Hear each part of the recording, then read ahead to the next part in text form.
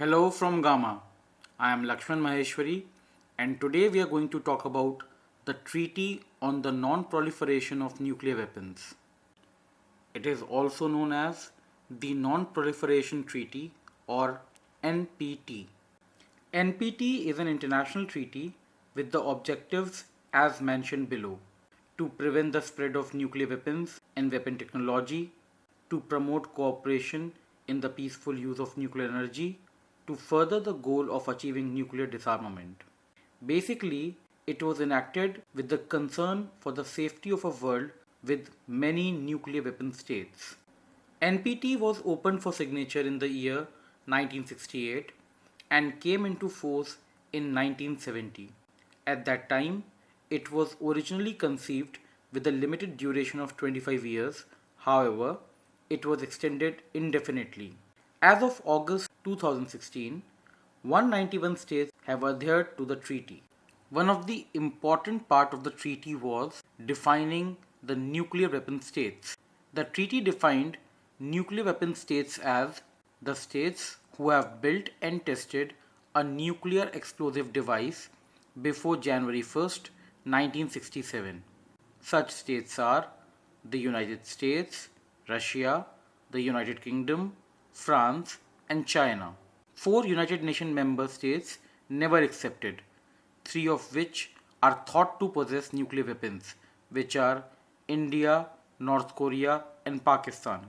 Israel remains deliberately ambiguous, which means Israel has neither declared that it possesses nuclear capabilities nor has it denied the claim. Now let us have a look at the deal. The deal stipulates that the non-nuclear weapon states, that is, the states which did not have or tested a nuclear explosive device before January 1967, will never acquire any nuclear weapon. In return, the nuclear weapon states agree to share the benefits of peaceful nuclear technology and to pursue nuclear disarmament aimed at the ultimate elimination of their nuclear arsenals.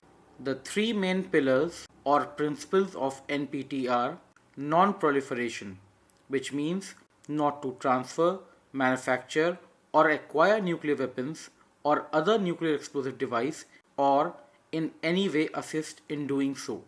The second is disarmament, cessation of the nuclear arms race to nuclear disarmament and to general and complete disarmament. The third being the right to peaceful use of nuclear technology, that is, transfer of nuclear technology and material to NPT signatory countries for the development of civilian nuclear energy programs as long as they can demonstrate that their nuclear programs are not being used for the development of nuclear weapons. Now let us try and understand the implications of NPT. It became very difficult for the non-NPT signatory states to acquire the capability to produce nuclear weapons. Further, there were export controls of the nuclear supplier groups. The transfer of technology, the sale of fuel and components became extremely difficult. Even the civilian nuclear development suffered, which includes the field like power plants, medical research, and agricultural research.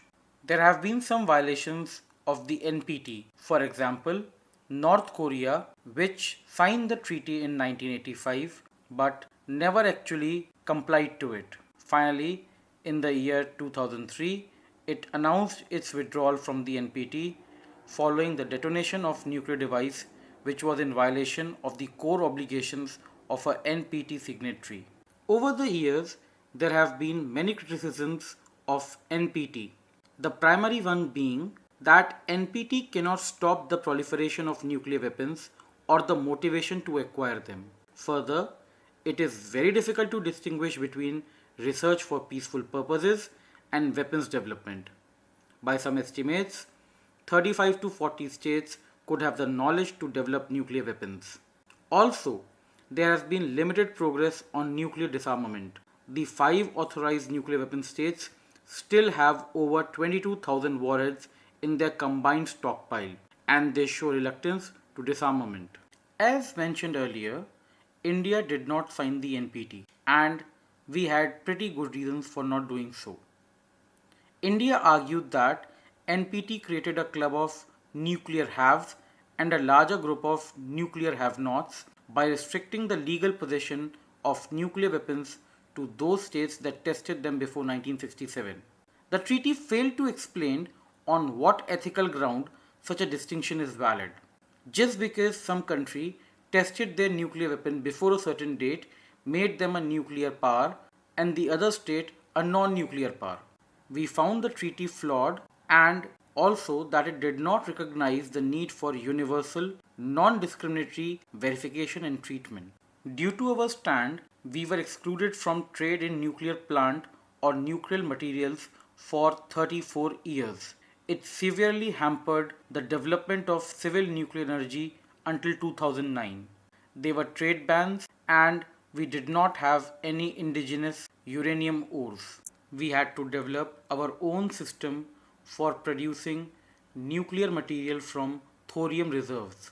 Also, the cryogenic engine, which was crucial for India's space program, was developed indigenously in India after a ban was placed on us for importing it from Russia. However, thankfully, in the past few years, things have changed. Recent agreements with the US, Australia, and International Atomic Energy Agency has granted us some resources. We are free to conduct trade with any country who wishes to do so. We are given access to nuclear technology, components, and fuel for peaceful purposes. This brings us to the end of this presentation. Thank you very much. Have a good day. Keep watching for more informative videos.